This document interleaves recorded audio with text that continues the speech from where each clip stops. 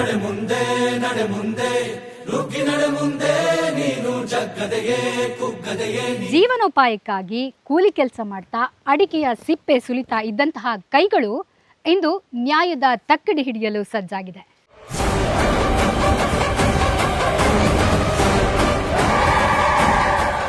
ಸೋಲೊಪ್ಪಿಕೊಳ್ಳುವವರಿಗೆ ಎಚ್ಚರಿಕೆಯ ಕಥೆಯಾದ್ರೆ, ಕನಸು ಕಾಣುವವರಿಗೆ ಇದು ಭರವಸೆಯ ಹಾದಿ.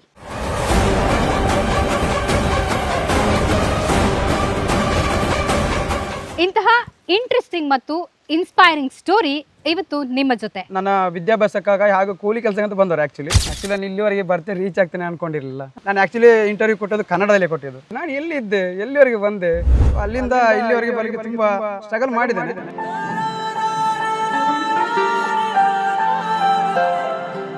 ಆದ್ರೆ ಬಾಲ್ಯದಲ್ಲಿ ಇದ್ದಂತಹ ಮಂಜುನಾಥ್ನ ಕನಸುಗಳು ಯಾವ್ಯಾವ ರೀತಿಯಾಗಿತ್ತು? ಹಾಗೆ ತುಳುನಾಡಿನ ಮಹಿಮೆ ಏನೋ ಗೊತ್ತಿಲ್ಲ, ದಡ್ಡ ಇದ್ದವರು ಕೂಡ ಏನಾಗ್ತಾರೆ ಗೊತ್ತಿಲ್ಲ, ಬಡವಿದ್ದವರು ಕೂಡ ಸ್ವಲ್ಪ ಮೇಲೆ ಹೋಗ್ತಾರೆ.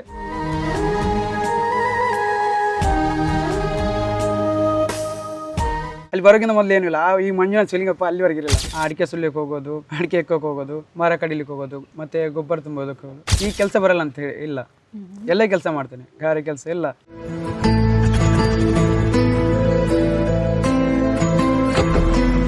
ನಾಳೆಗೆ ಉಂಟ ಊಟಕ್ಕೆ ಸಾಕು. ಆ ಟೈಮಲ್ಲಿ ತುಂಬಾ ಡೌನ್ ಫೀಲ್ ಆಯ್ತು. ಬಡತನ ನಿಮಗೆ ಯಾವ ರೀತಿಯಾಗಿರುವಂತಹ ಪಾಠ ಕಲಿತು? ಊಟ ಕೂಡ ಬೆಳಿಗ್ಗೆ ಮಾಡಿದ್ರೆ ಸಂಜೆ. ಜಡ್ಜ್ ಆಗ್ಬೇಕು ಅಂತೇಳಿ ಹೇಳುವ ಕನಸು ಹುಟ್ಟಿದ್ ಯಾವಾಗ ಮತ್ತು ಯಾಕೆ? ನಮಗೆ ಯಾವ ಎಕ್ಸಾಮ್ಗೂ ಓದ್ಬೇಕಂತ ಹೇಳಿದ್ರೆ ಮೊದಲು ಇಂಟ್ರೆಸ್ಟ್ ಬೇಕು. ಸರ್ ಸತ್ಯ ಹೇಳ್ತಿದ್ರ ಅಂತ ಕೇಳಿದೆ. ಸತ್ಯ ಹೇಳ್ತೀನಿ ನೋಡಪ್ಪ ಅಂತ ಹೇಳಿದ್ರು. ನಾನು ಆಗುತ್ತೆ ಇಲ್ಲ ನಂಗೆ ಗೊತ್ತಿಲ್ಲ, ಆಗಿದ್ರೆ ಕೂಲಿ ಕೆಲಸ ಹೋಗ್ತೀನಿ, ಇಲ್ಲದ್ರೆ ಇದು ಮಾಡ್ತೇನೆ. ಕಾಲೇಜ್ ಮುಗ್ದಾದ್ಮೇಲೆ ಮತ್ತೆ ಜಡ್ಜ್ ಆಗೋ ಜರ್ನಿ ಇಲ್ಲ, ತುಂಬಾ ಸ್ಟ್ರಗ್ಲಿಂಗ್ ಜರ್ನಿ ಇತ್ತು. ಯಾವ ಕೂಡ ಮಾರಿದಿಲ್ಲ ಆ ಒಂದು ವರ್ಷದಲ್ಲಿ. ನಾನು ಇಲ್ಲ ಕೆಲವೊಮ್ಮೆ ರಿಕ್ಷಾಗೆಲ್ಲ ನಡ್ಕೊಂಡು ಹೋದದ್ದು, ಎಲ್ಲೇ ಹೋಗಿದ್ದೇನೆ.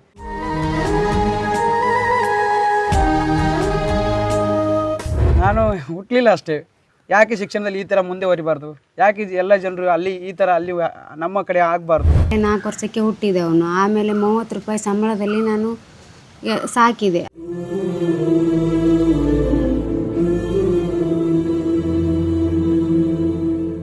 ಊರು ಬಿಟ್ಟು ಊರಿಗೆ ಹೋದ್ಲು. ಮಕ್ಕಳು ಕಲಿಸ್ತಾಳ ಇಲ್ಲ, ಏನು ಕೆಲಸಕ್ಕೆ ಹಾಕಿದಾಳ, ಏನು ಶಾಲೆಗೆ ಹಾಕಿದಾಳ, ಇದನ್ನೇ ಮಾತಾಡ್ತಾ ಇದ್ರಮ್ಮ ನನಗೆ.